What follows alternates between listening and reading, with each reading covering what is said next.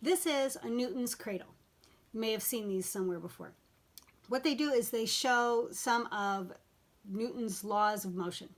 He's the big physics guy from a long time ago. And one of the reasons that our life is hard has to do with one of these laws. Now, there are lots of reasons that life is hard. One of the reasons is that life involves people, and sometimes people are stupid.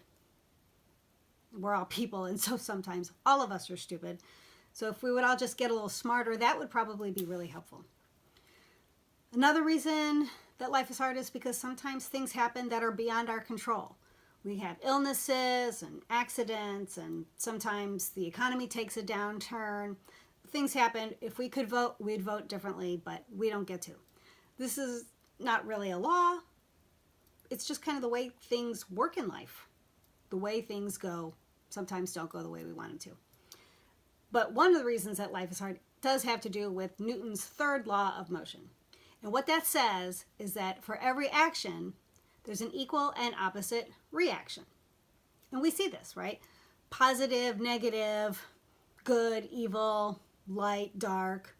Try and do something, there's always a pushback to it. It's just kind of a life principle. We've heard, phrases like no good deed goes unpunished, or 2 steps forward, 3 steps back. This is all where it comes from.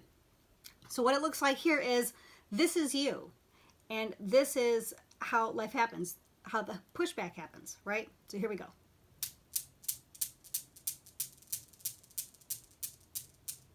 You keep trying to do something, and something else happens to knock it down. And that just keeps going on until you get really tired of it. And I think most of the time we are. Not only does this show why life is hard sometimes, but it also shows that we can make life easier. See, there are these 3 little guys in the middle, and they help absorb the forces. In real life, these are people.